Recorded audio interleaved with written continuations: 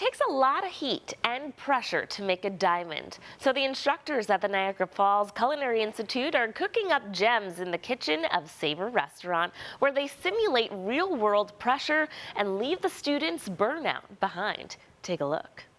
There's only one place in Western New York where you can simultaneously get a great meal and give a good grade. Savor Restaurant in Niagara Falls works hand in hand with the Niagara Falls Culinary Institute to provide their students with hands-on work experience while providing divine dining to the greater Western New York community. Two students, Kieran and Zach, have more insight. So working in Savor has been a great experience for us. It's a real-world experience for us students, going in and not knowing really how a real kitchen works. You go into a lab, you prep up some stuff, they give you a recipe, but this is real fine dining. You get people out from the public, walk-ins, reservations, stuff like that. They come in, they enjoy a good meal, and your chef switches you around on stations every other day. And yeah, you just learn every part of the kitchen.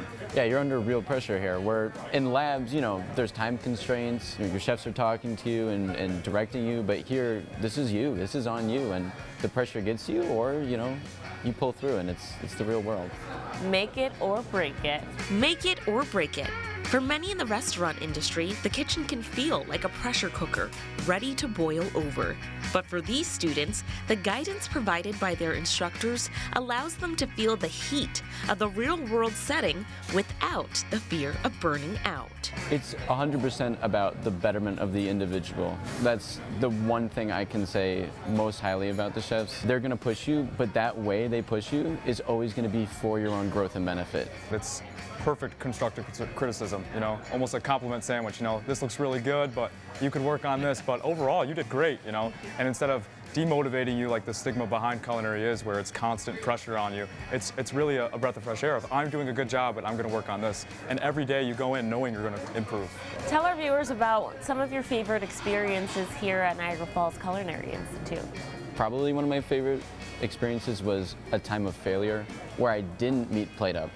And that's because it was turned into something great. It was something where most of the time I would think this chef would yell at me or something bad would happen.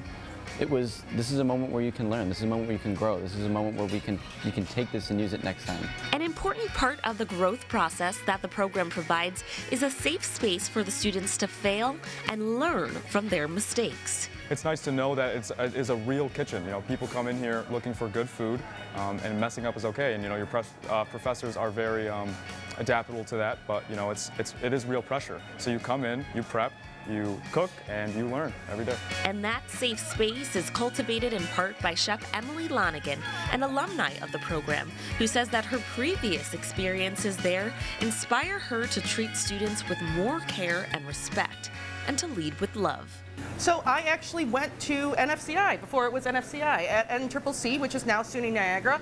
We had 3 kitchens in our Sanborn campus, and when I graduated, we renovated this building, which is at the site of the old Rainbow Mall. So I had a much different training situation than they did. Okay. Yeah. So I think now with what the boys talked about how we treat the kids and how much we love them is really part of what makes NFCI really, really great. Pop culture has painted a painful picture of the restaurant industry in recent times, with shows like The Bear and movies like The Menu increasing in popularity.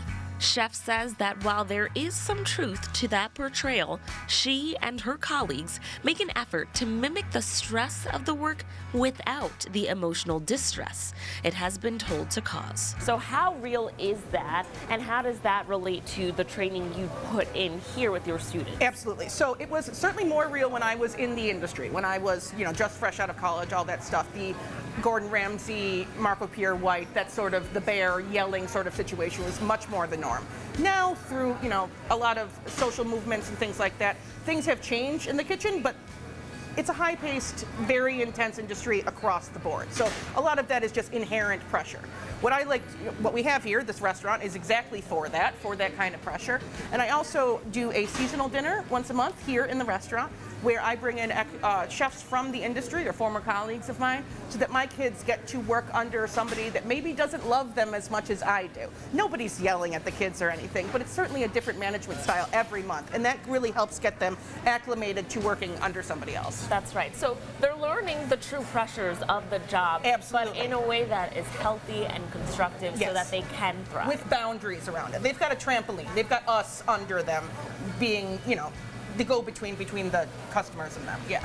For those interested in experiencing their culinary curriculum, they're always looking to add more cooks to their kitchen. Well, if any of our viewers are watching right now and would love to explore the industry of culinary arts, and they might want to be here at NFCI, how can they learn more? So they can go to the sunyniagara.edu, and NFCI is on there. They can go to our community education page and come in for a class with me once a week if you'd like to, or you can check out our admissions office and see if you want to come. And for all you foodies looking to give your feedback, these students are ready to test your taste buds. And when can our viewers come out to dine at Savor Restaurant? Monday, Wednesday, Friday for lunch, Monday, Wednesday, Friday, Saturday for dinner. Check our website. Reservations are not required, but encouraged. And because we work on an academic schedule, it might be a little wonky, so check on the website to make sure we're open. Alrighty, Chef Emily, I'm ready to have a drink and eat. Thank you. Thank you. Cheers.